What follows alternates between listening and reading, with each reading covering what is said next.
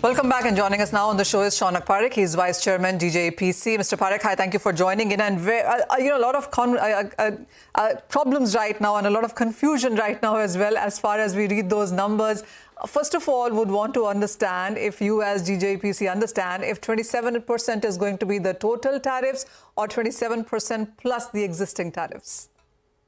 Hi, Manisha. Thanks for having me. Yes, there is some amount of confusion as we speak. The team is actually looking at the fine print, trying to really understand what it is. There is no 100% clarity yet. I think soon we will have whether this is addition to the existing tariff or is it flat 26. So I think in some time we'll have that clarity. Mr. Parikh, the other thing is that the last couple of years, Indian jewelry exports to US have been slightly on a weaker side. And in addition to these tariffs now, where does the industry see itself? So we believe there will be short-term, there will be some impact with all the tariffs.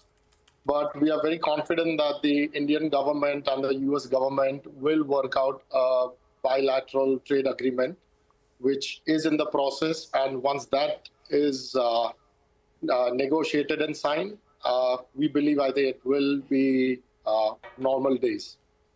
But it will take some time to land. Mr. Parikh, also when we look at the overall numbers, would India be then looking at countries apart from US as well? Where do you see better growth coming in? And even putting that question aside for a second, if you look at the other jewelry makers like Turkey or Egypt for that matter, Singapore for that matter, these countries have much lower tariffs at 10% or thereabouts. Would India lose out to these other manufacturers then?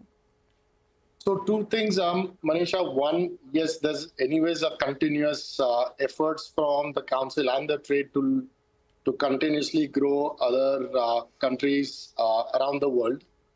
The likes of Latin America, there are Far East countries.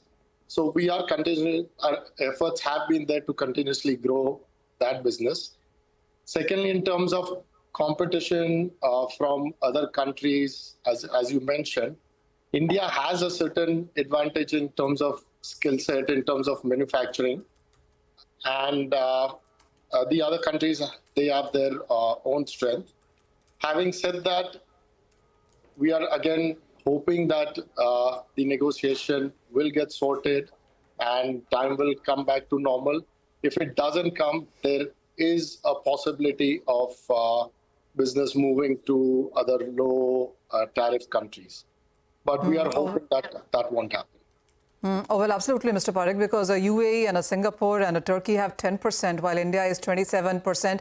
And as you said, it's not very sure whether it's 27% plus the current or not.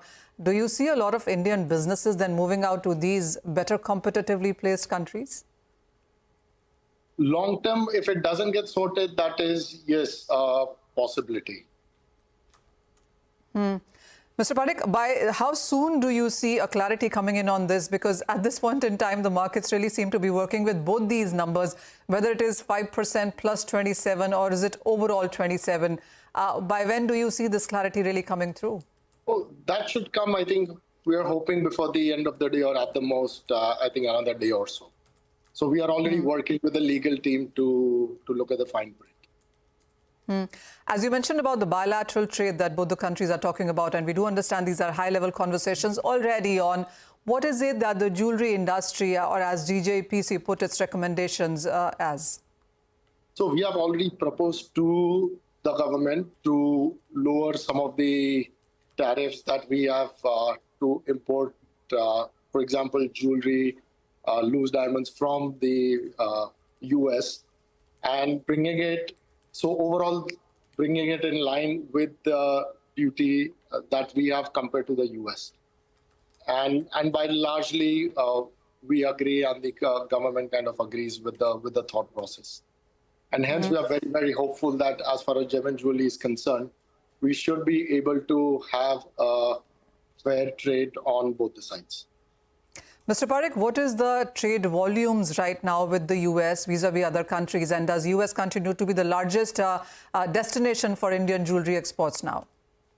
It is one of the amongst the largest destination, yes, with roughly about 10 billion going to the US. And how much would that come to in sense of percentage terms? Is it like half your market?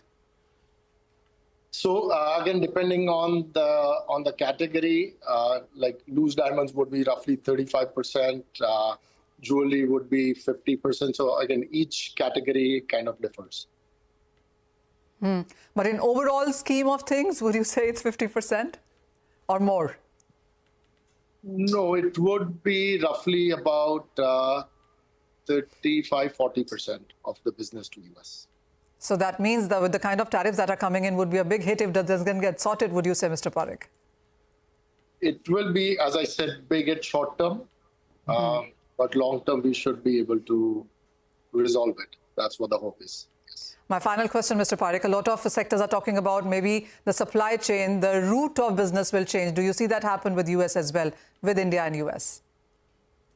It can happen. I think the way on it can change the supply chain. Having said that, this can also open up opportunities for India as a country, because also a lot of the other manufacturing countries have higher tariffs than India. So we could possibly even be at an advantage at some point of time. Fair point that, Mr. Parikh. Thank you so much for joining in with that sense. And as you said, the next 24 hours are going to be important as we get more clarity on those final numbers there. But thank you so much for joining in with your sense. And with that, it's a wrap on Halftime Report. Business Lunch Day calls the action ahead.